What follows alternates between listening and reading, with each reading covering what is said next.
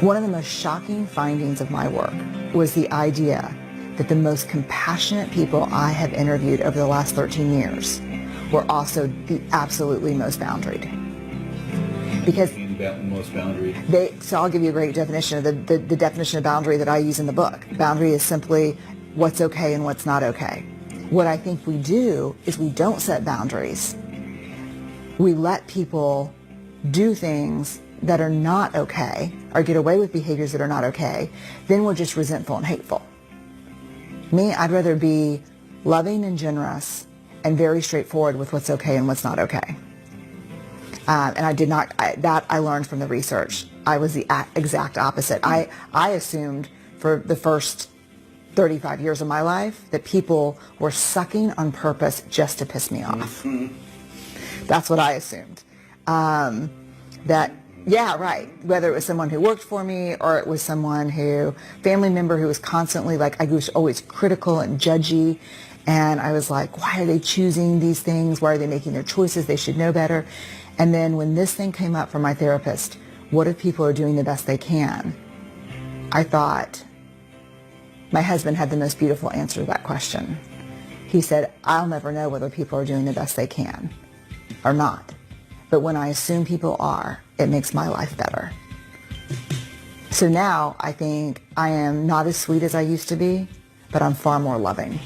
It's not just some technique so that you can do that. That's really a way of being to nurture that soil of wholeheartedness. Yeah. Generosity, to assume the best about people, is almost an inherently selfish act, because the life you change first is your own. You love yourself. Yeah. And so my question is big, B-I-G. Mm-hmm. What boundaries need to be in place for me to stay in my integrity and make the most generous assumptions about you? But generosity can't exist without boundaries, and we are not comfortable setting boundaries because we care more about what people will think, and we don't want to disappoint anyone. We want everyone to like us, and boundaries are not easy. But I think they're the key to self-love, and I think they're the key to treating others with love and kindness. Sustaining. Nothing is sustainable without boundaries. I think compassion and empathy are different things. And again, I'm relying on my data for this. I think compassion is a deeply held belief that we're inextricably connected to each other by something rooted in love and goodness. I call that God. Not everybody calls that God. My dad would call it fishing. Fishing? Is it fishing? No, there's no G in fishing. Okay. But I think compassion is a deeply held belief. I think empathy is the skill set to bring compassion alive. So empathy is something we can teach. I mean, it's something we've taught our kids since they were very little. It's about how to communicate that deep love for people in a way so that people don't know they're not alone.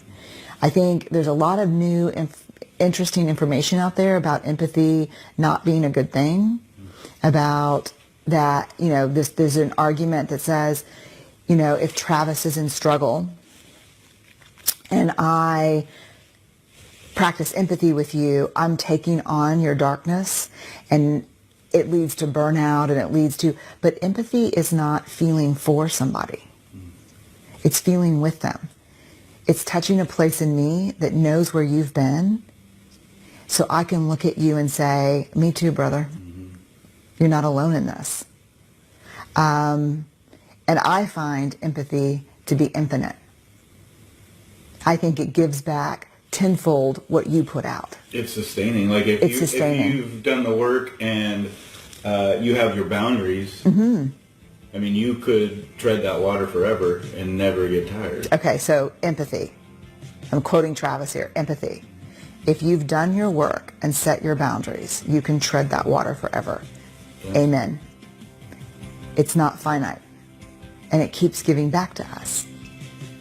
And so this idea that, but here we go back to where we started this conversation. Empathy minus boundaries is not empathy. Compassion minus boundaries is not genuine. Vulnerability without boundaries is not vulnerability. So you see that there's a huge riff here, which is boundaries are freaking important. Right. And they're not fake walls. They're not separation. Boundaries are not division. They're respect. Here's what's okay for me and here's what's not.